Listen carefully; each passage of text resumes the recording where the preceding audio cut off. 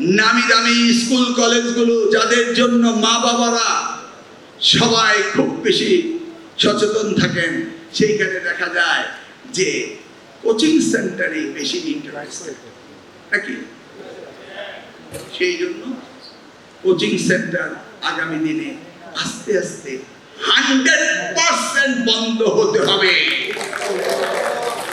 কিভাবে করব? আমি সার্কুলার দেব না, আইন করে বন্ধ করব না, অটোমেটিক্যালি। আপনি যদি আপনার ক্লাসের ছাত্রদেরকে ইন হাউস, অর্থাৎ আপনি আইডেন্টিফাই করলেন আপনার কোন ছেলে কোন সাবজেক্টে দুর্বল, সেইভাবে আপনি আপনার ছেলে মেয়েদের আইডেন্টিফাই করবেন এবং আফটার দ্য ক্লাস আপনি তাদেরকে আপনার প্রতিষ্ঠানে তাদেরকে প্রাইভেট কোচিং করাবেন। ক্লিয়ার? এবং সেই জায়গায় আপনি তাকে এক্সট্রা চার্জ করতে পারেন এবং এই চার্জটা আপনার সকলেই এবং দ্য টিচার্স উইল ওয়ার্ক, আপনার ডিস্ট্রিবিউশন করে নিতে পারেন। ইভেন আপনার দপ্তরে 2 টাকা পেতে পারেন। কিন্তু আপনার ছেলেকে আপনি ইন হাউস কোচিং করাবেন। সারাদিন গরমে বসে ছাত্রটি লেখাপড়া করে, বিকেল বেলা সুন্দর এয়ার কন্ডিশন রুমে নিয়ে ছাত্রটির দেহ অন্য পর্যায়ে নিয়ে যায়। সন্ধ্যায় গিয়ে আবার যখন গরম তখন ঘেমে যায়, ঘুমিয়ে পড়ে। এটা আমি হতে দিতে পারি না। সবকিছু গণপ্রজাতন্ত্রী বাংলাদেশ সরকার অধীনস্থ, সবকিছুরই লাইসেন্সিং সিস্টেম আছে। উন্নত বিশ্বে বুচারের লাইসেন্স আছে, হেয়ার কাটারের লাইসেন্স আছে, প্লাম্বারের লাইসেন্স আছে, ইঞ্জিনিয়ারের লাইসেন্স আছে, লয়ারের লাইসেন্স আছে, অ্যাকাউন্টেন্টের লাইসেন্স আছে, সকলের লাইসেন্স আছে। কিন্তু ব্যাংকের ছাতার মতো আপনি কোচিং সেন্টার করবেন আর গ্যারেজে বসে ইংলিশ মিডিয়াম কিন্ডারগার্টেন করবেন, এগুলি কি সরকার অধীনস্থ আসতে হবে না? আস্তে আস্তে আসবে। সবে মাত্র আমাদের যাত্রা শুরু। তাহলে আপনি প্রস্তুত পেয়েছেন। ইন হাউস কোচিং করলে আমার যদি আর্কাইভে ভিডিও রেকর্ড থাকে তাহলে আপনি ইনভাইট করেছেন কি না করেছেন সেটা আমরা দেখতে পাবো। কালার এক্সপার্ট এবং ডার্ক স্যাপ সমৃদ্ধ অরিক্স অ্যাডভান্স ডিটারজেন্ট পাউডার, আপনার লন্ড্রি এক্সপার্ট। আমি কাদের নিয়ে ডিল করছি? যারা চেয়েছিল এই বাংলাদেশে যে পরিবর্তন আসুক, তারাই তো পরীক্ষা দিচ্ছে, তারাই তো আমাদের ভবিষ্যৎ, তাদেরকে নিয়েই তো আমরা দেশ চালাবো। কারণ এই জেলজিরা সত্য কথা আমাদেরকে বলতে শিখিয়েছে, সৎ পথে চলতে শিখিয়েছে, প্রতিবাদ করতে শিখেছে, অন্যায় বিচার তারা চেয়েছে। অতএব তারাই তো আমার আগামী দিনের পরীক্ষার্থী। আপনি কি বুঝেন যে তারা মেনে নিবে যে সময় পায়নি, করতে পারেনি?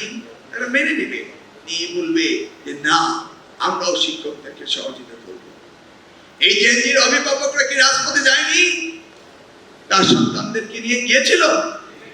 তাহলে তার অভিভাবকরা তো আর আগের মতো যে রেজারুনে একটি গল্প বলছিল সাংবাদিক রেজানুর, আমি ওনাকে নিয়ে গিয়েছিলাম, এখন অনেক সিনিয়র এডিটর, ওনাকে একটি অনুষ্ঠানে নিয়ে গিয়েছিলাম।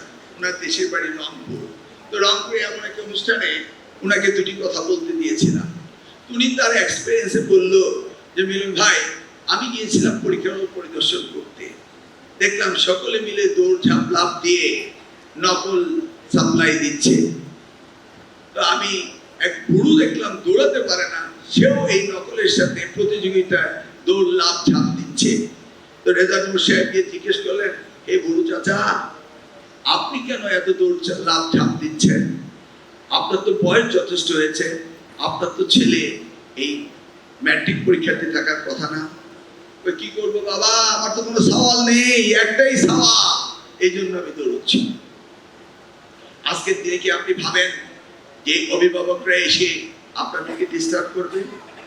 আমি বিশ্বাস করি এই অভিভাবকরা হলো সেই অভিভাবক যাদের সন্তানরা আত্মহত্যা দেওয়ার জন্য তারা রাজপথে গিয়েছিল, নির্বিচারে গুলি পাখির মতো শিকার করা হয়েছিল একের পর এক।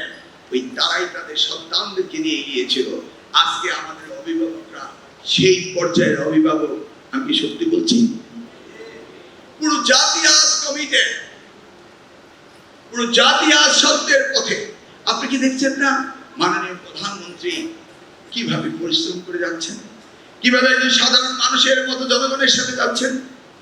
ওই তো সেদিনকের কথা, আমাদেরকে পুলিশ পেট্রোল দেওয়া হয় একটু সাবধানতা অবলম্বন করার জন্য, কারণ দেশে কখন কি হয় বলা তো যায় না। একজন মাননীয় মন্ত্রী ট্রাফিকের সামনে পেট্রোল এগিয়ে নিয়ে বললেন যে সামনের গাড়িগুলো যেতে বলো, আমরা চলে যাব।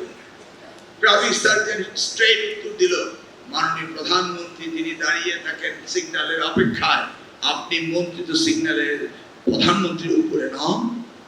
দেখুন একজন পুলিশ সার্জেন্ট তার কথা বলার সাহস কতটা বেড়েছে, কারণ মাননীয় প্রধানমন্ত্রী শিখিয়েছেন সত্য বলার জন্য, নির্ভীক হওয়ার জন্য, সততার সাথে রাজনীতি কাজ করার জন্য। তাই নয় কি? এখানে অনেক সংসদ সদস্য আছেন, কুমিল্লার অনেক মন্ত্রী আছেন, গিয়ে দেখুন অনিদ্র পরিশ্রম করছেন। উনি কি চান? উনি চান আগামী বাংলাদেশ করতে। সেই জন্যই তো আজকের এই অনুষ্ঠান আমাদের। আজকে প্রথম অনুষ্ঠান আমি শুরু করেছি, সারা বাংলাদেশের প্রতিটি এলাকায় যাব এবং সব কিছুর ব্যবস্থা আমি রাখব, যা ছিল তার চেয়ে বেশি রাখব। কিন্তু কিছুই তো রাখা আমার প্রয়োজন নেই। আপনারা যেখানে রয়েছেন, আছে কি কোনো প্রয়োজন? আছে? তারপরও আমি রাখব। দেখুন 1980 পাবলিক পরীক্ষা অ্যাক্ট শহীদ রাষ্ট্রপতি জিয়া রহমান করেছিলেন। সেই 1980 পাবলিক পরীক্ষা অ্যাক্ট আজকে অনেকটা দুর্বল হয়ে গিয়েছে। কালার এক্সপার্ট এবং ডার্ক স্যাপ সমৃদ্ধ অরিক্স অ্যাডভান্স ডিটারজেন্ট পাউডার আপনার লন্ড্রি এক্সপার্ট।